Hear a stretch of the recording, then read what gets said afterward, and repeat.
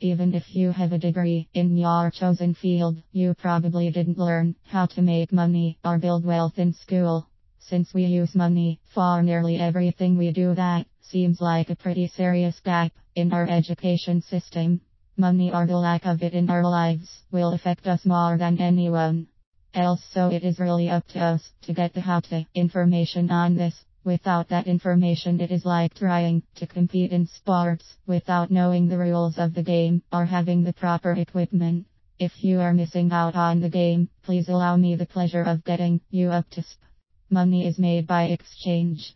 I am not talking about the printing of money or the minting of coins, but the gaining of money here, which is what really matters in our financial lives. We gain or obtain money by making exchanges. At the simplest level, when two people come together and one has money and the other one has something or some service, the first person wants, we have the potential for such an exchange.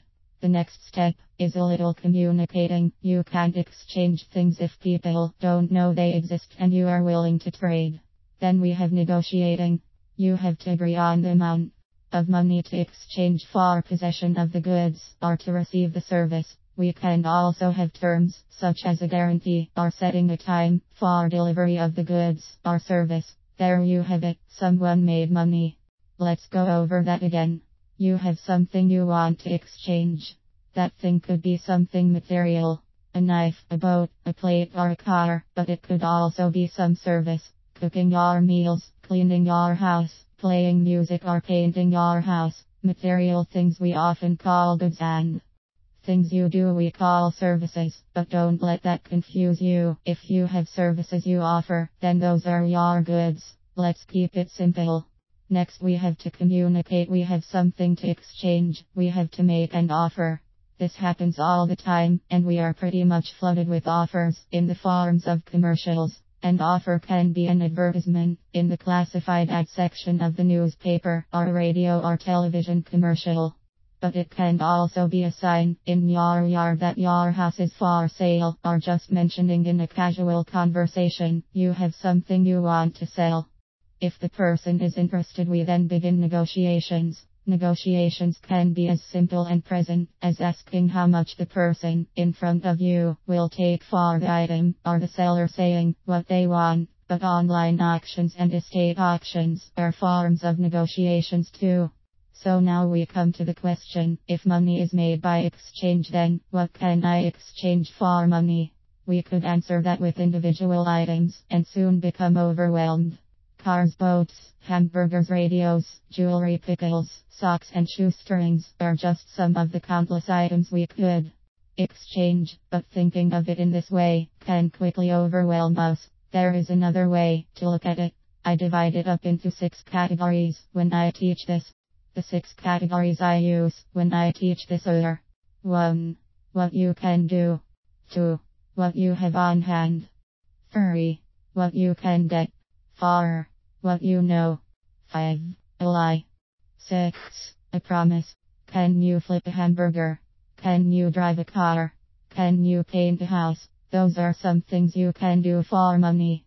Do you have an extra car in the driveway? Furniture you want to replace? Some old jewelry you don't wear? These are things on hand you could exchange for money. Could you get water bottles and take them to the park? Could you buy a box of sunglasses to sell on a corner? Could you buy hot dogs and buns to sell in your food cart?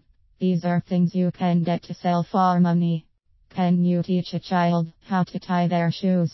Can you explain to someone the best way to change their car battery? Can you tell someone the stock category is most likely to go up this year? These are things you know and can exchange for money. Can you tell someone if they will pay you now, you will bring them something you don't have and can't get? Can you borrow something you say you will return and then pawn it? These things are lying for money and we call it fraud. Can you sell someone the promise that you won't sell your home to anyone else for 3 months while they raise the money to buy it? Can you promise you will pay someone back and borrow money through what we call a promissory note? There are just some of the things you can promise to do or not do. and exchange that promise for money. There you have it, the basics on making money.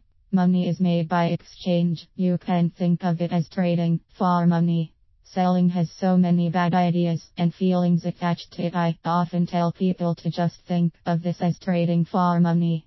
You can also think of the things you exchange as countless items or services, but it is more manageable and helpful to think of this in categories. It doesn't matter if it is in the backyard, a car dealership or online, this is how it is done.